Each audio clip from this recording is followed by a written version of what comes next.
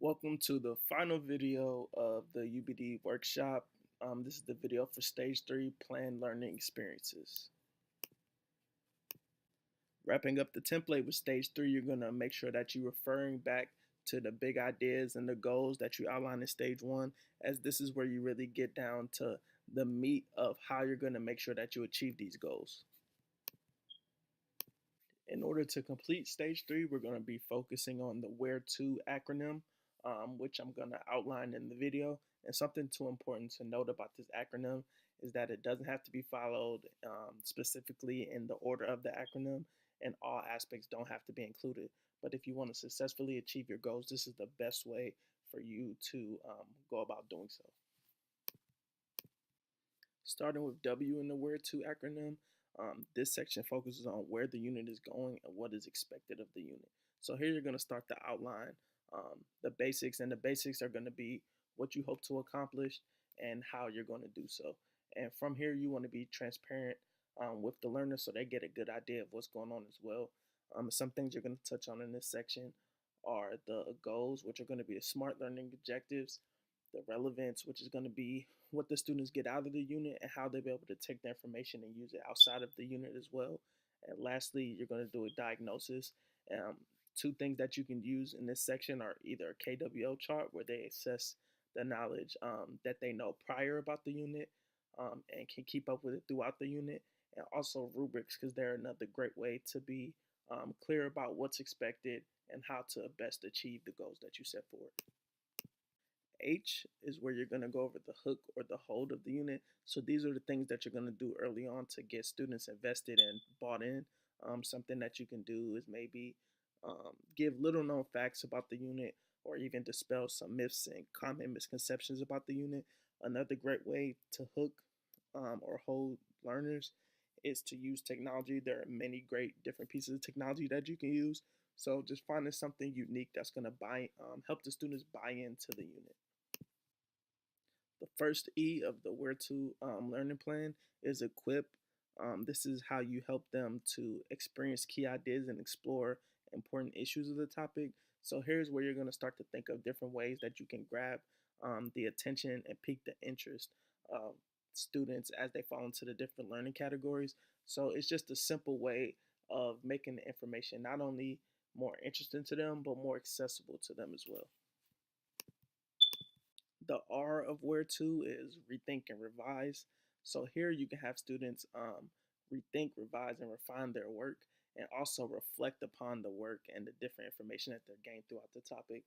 So going back to like the KWO chart I previously mentioned, they're able to take a look at what they knew prior, what they learned throughout, and then ultimately what things that they would like to continue to know, things that might have piqued their interest that weren't touched on too much, that they might go back on their own and want to take control of. And that's really a great way to improve the metacognition and self-regulation skills of the learner as well. Moving on to the second E, which is evaluate. Here's where you give students your feedback so that they can improve their work. So with the R, it's their opportunity to do it for themselves. But here, as the instructor, you give them that additional information to move forward, to ultimately further mastering the task or the unit that you presented to them.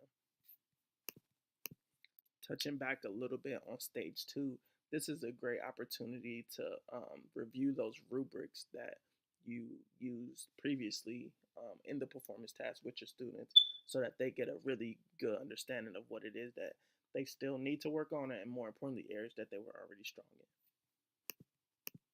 For section T, tailored, you can kind of relate this back to the first E. This is where you focus on the different learning styles and think about the different ways that throughout the unit you can make sure that you're piquing the interest of students that learn all the time in different ways.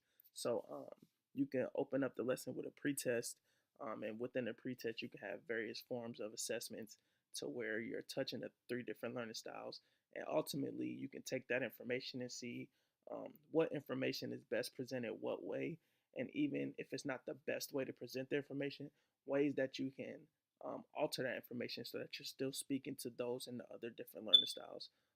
This is personally one of my favorite parts of not only the where to, but the UBD template, is just because you want to make sure that no matter how big the unit that you're working on is, you want to make sure that it's something that no matter what type of student you're working with, that ultimately they all could come out um, with things as the best possible outcome. Oh, the final part of the where to learning plan accompanies a few different um, aspects. So here you want to develop a technologically advanced learning environment that is learner centered and authentic, but it also um, perpetuates and fosters creativity and higher order thinking and ultimately habits of mind. Habits of mind are different skills and tools that we as learners use when we run in situations where we aren't just able to simply give an answers. Those times where we have to step outside of the question and put ourselves in a situation in order to really answer it. Something that's very key to this section is that you want to make sure that the way your unit is organized, that is continually forcing the students to always at some point be learning and to improve not only their literacy but their skills with the technology, their habits of mind while learning new information, and ultimately just overall you want the unit to be as enriching as possible both within the unit and outside of it as well. I hope you've enjoyed my overview of not only stage 3, but the entire UBD template. And I hope that these videos and the website help you complete your template. Feel free to revisit the workshop and the videos, and good luck with your units in the future.